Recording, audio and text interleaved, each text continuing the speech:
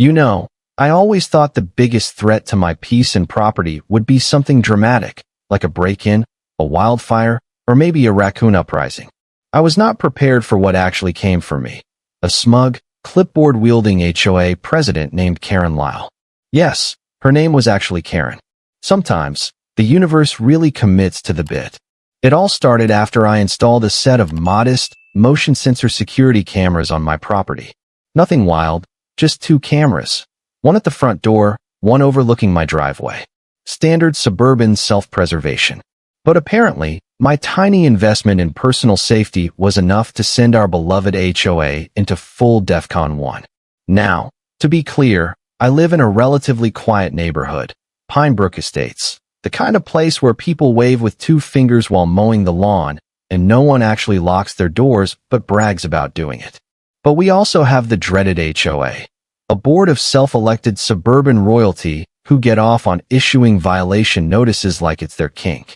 Karen Lyle was their queen bee, retired real estate agent, perpetual power walker, and someone who believes bylaws are more sacred than the Constitution.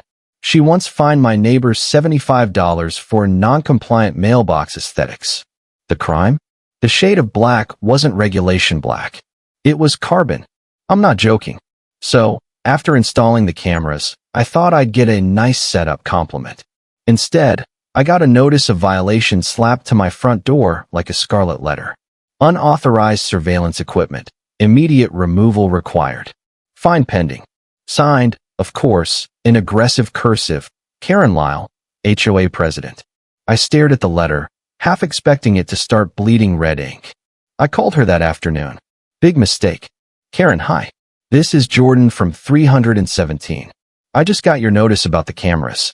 I think there might be a mistake. There's no mistake, Jordan, she interrupted, saying my name like it was sticky gum on her tongue. You didn't submit an installation request for the surveillance units. They're a violation of our visual harmony standards. Visual harmony? Yes, she said, like I was asking if grass should be green. Pinebrook Estates maintains a cohesive visual aesthetic. Cameras disturb that. They make people feel watched. It's aggressive. Yes, the horror. A camera pointing at my driveway from my house. How Orwellian of me. I politely explained they were small, barely noticeable, and, oh yeah, legal. But Karen wasn't budging. She had the bylaws memorized like scripture, and apparently, visible recording devices violated Section 14.6b, exterior fixtures requiring prior approval. I checked the bylaws myself. Technically, she wasn't wrong, but she also wasn't right. The rule was written so vaguely it could apply to Halloween decorations, garden gnomes, or anything else that offended her personal feng shui. There was no clause about cameras specifically. I wasn't going to let it go. Not after seeing who else had cameras around here, including one of Karen's besties over on Birch Lane, who had a Ring doorbell and a driveway cam installed last year. Interesting how she didn't get a notice. So I started documenting. Quietly, I sent Karen a letter of appeal, citing my legal right to install security devices on my property. I even highlighted how the vague language in the HOA rules didn't specifically prohibit it. I got a reply 2 days later. Appeal denied. Cameras must be removed within 7 days or face escalating fines. She stapled a copy of the fine schedule. You know, just in case I couldn't comprehend numbers on my own. At this point, it became personal. She wasn't enforcing rules. She was asserting control. And not just over me.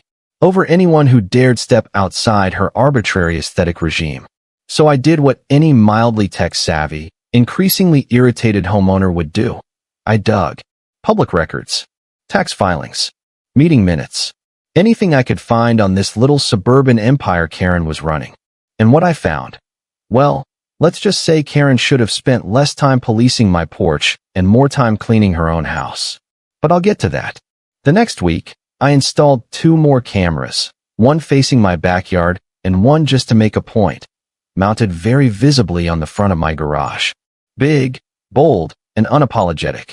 Karen showed up in person this time, in my driveway, wearing a sun visor and holding her infamous HOA clipboard like it was the staff of Moses. Jordan, she said, with the strained smile of someone trying very hard not to call the police.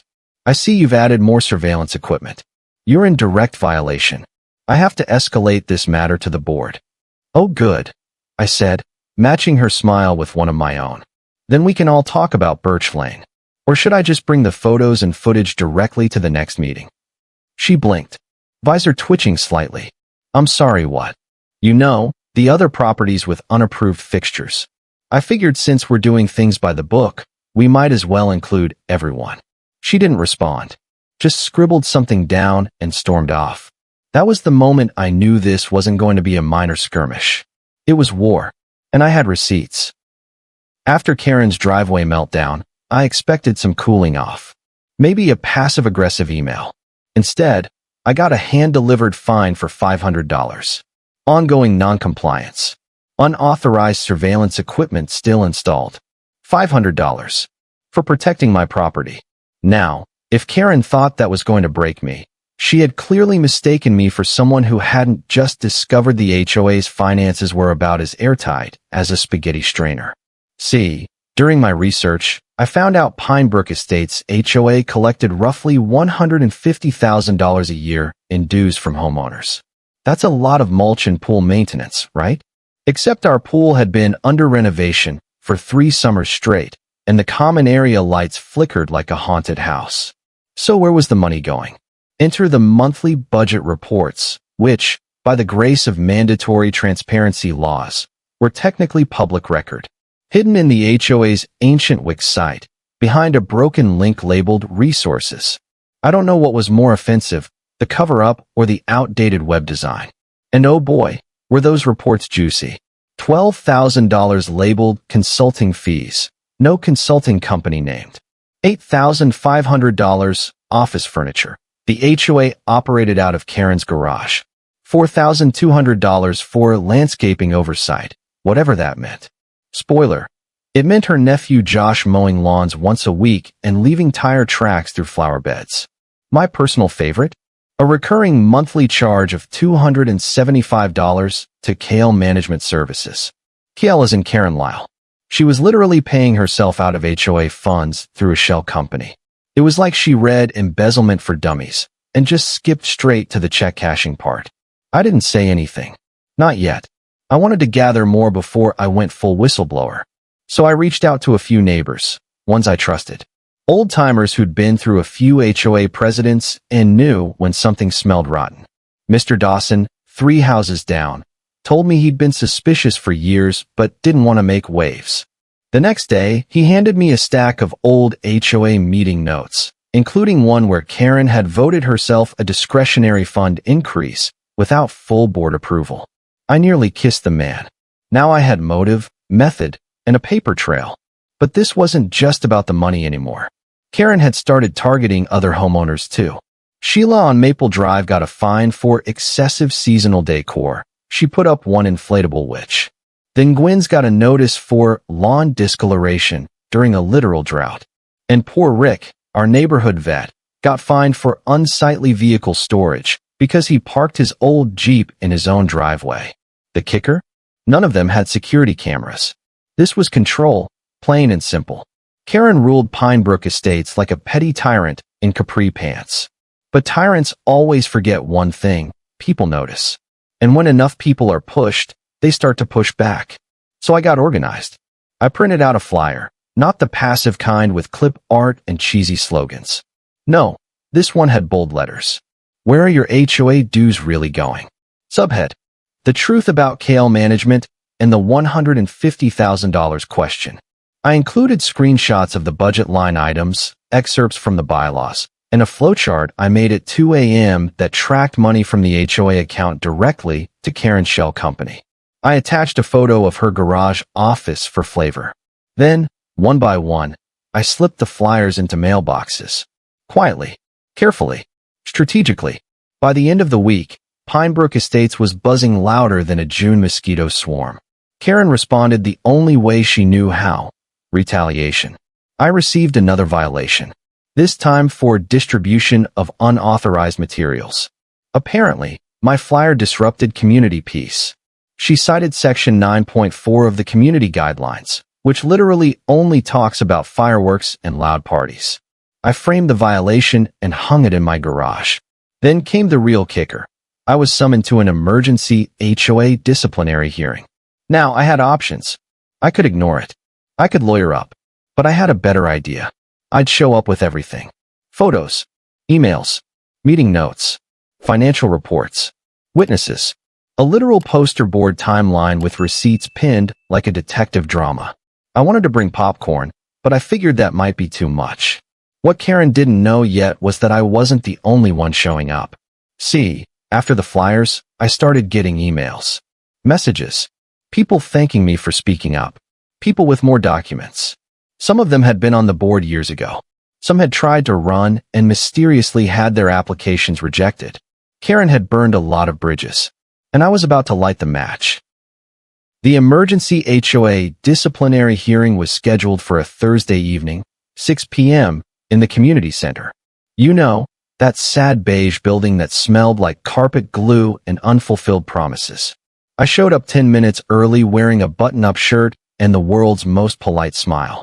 I came armed with a manila folder so thick it could have stopped a bullet, a laptop with a slideshow presentation titled Pinebrook HOA, a breakdown of mismanagement, misuse, and Ms. Lyle, and a few strategically invited neighbors who had once been too afraid to speak up. Karen, on the other hand, strutted in 5 minutes late with two of her cronies, Linda and Craig, aka the Yes Squad, trailing behind like robed minions in a low-budget dictatorship. She wore a power suit and pearls. I swear to you, she brought a gavel. Like we were in the Supreme Court and not sitting on folding chairs under buzzing fluorescent lights. Karen opened the meeting with the kind of performative authority usually reserved for reality TV judges.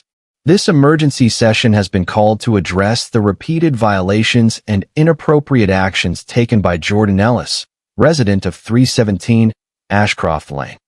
She read my address like it was a crime scene. Jordan has installed unauthorized surveillance equipment, distributed unapproved propaganda, and incited hostility within the community. I smiled. Because, oh Karen, you poor, clipboard-loving tyrant. You just gave me the floor. Thank you, Madam President, I said. I'd like to respond to these accusations.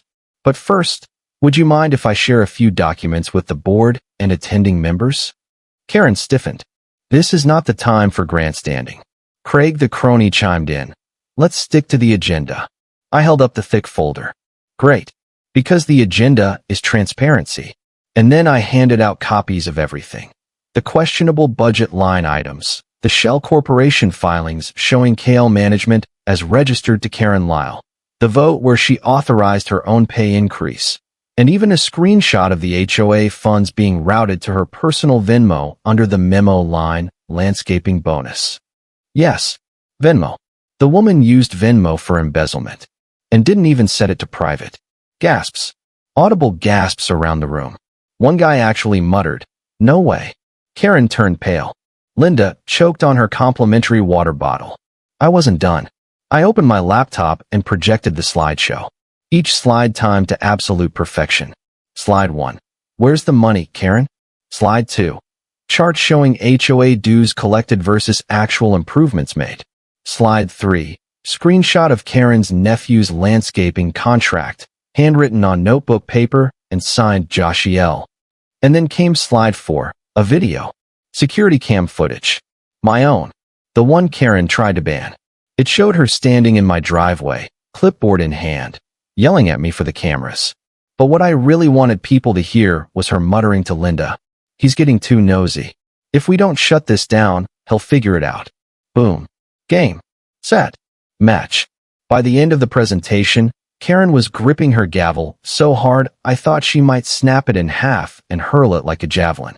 "None of this proves wrongdoing," she said, voice cracking. I let out a small, polite laugh.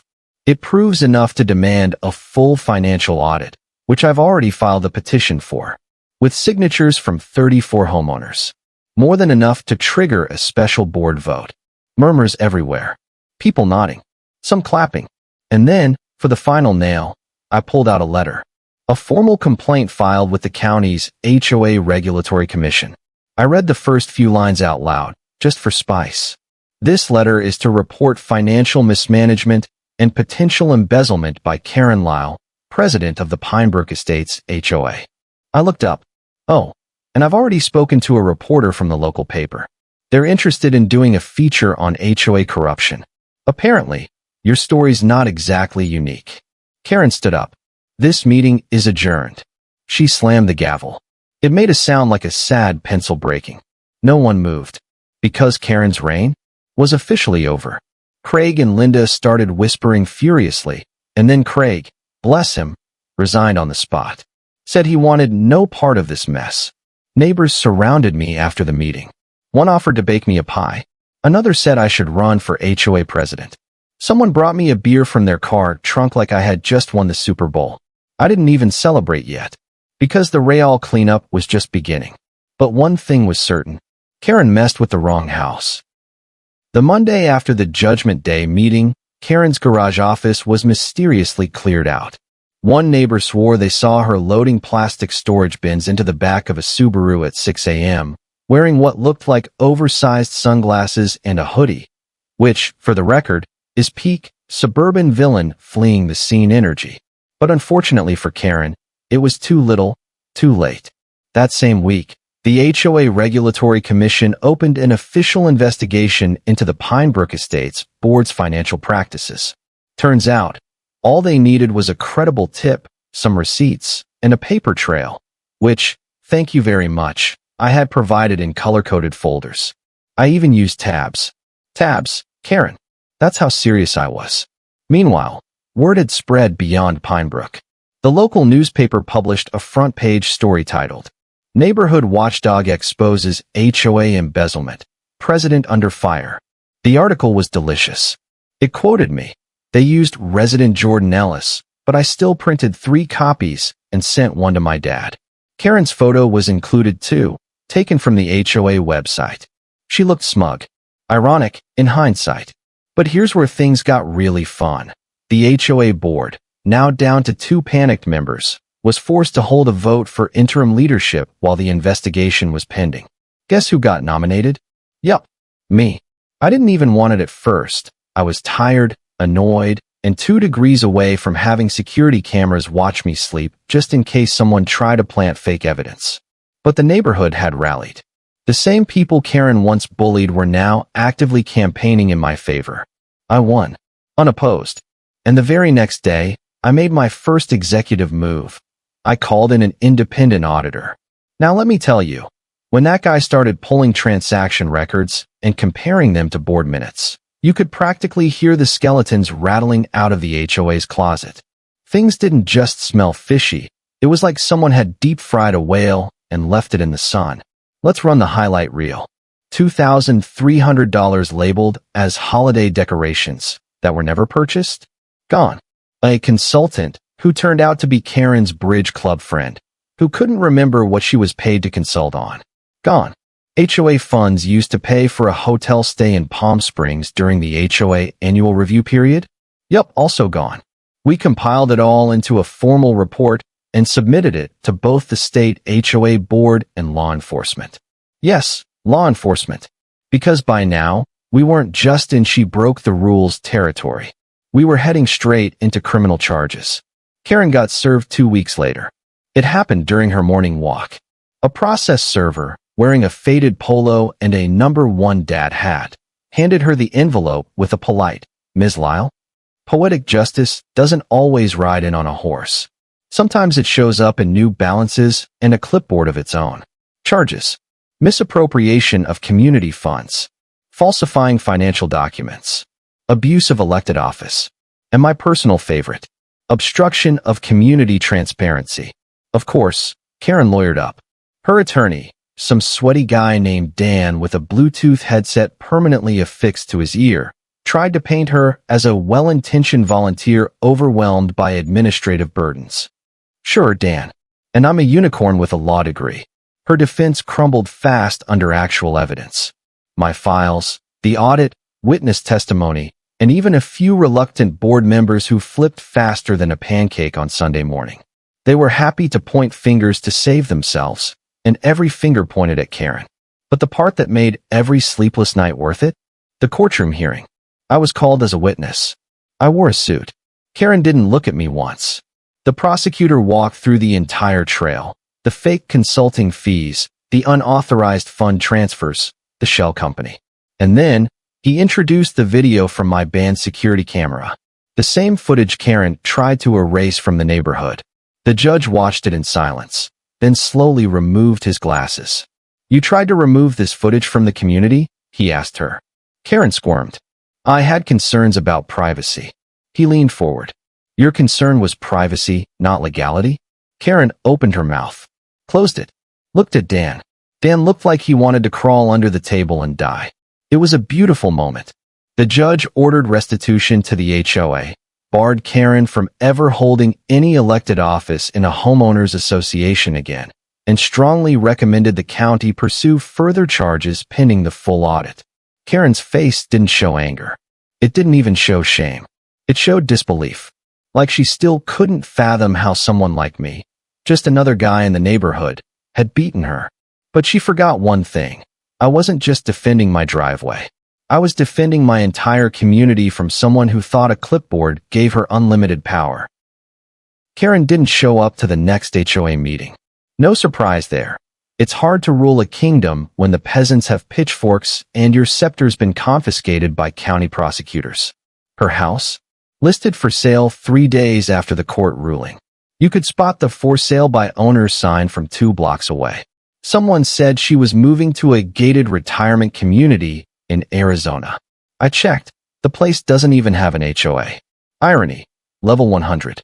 The house sat unsold for a while, probably because the neighbors had taken to referring to it as the lair.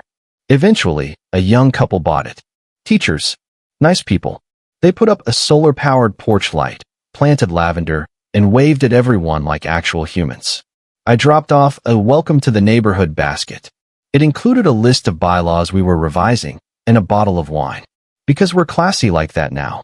As interim HOA president, I made a few promises, and I kept them.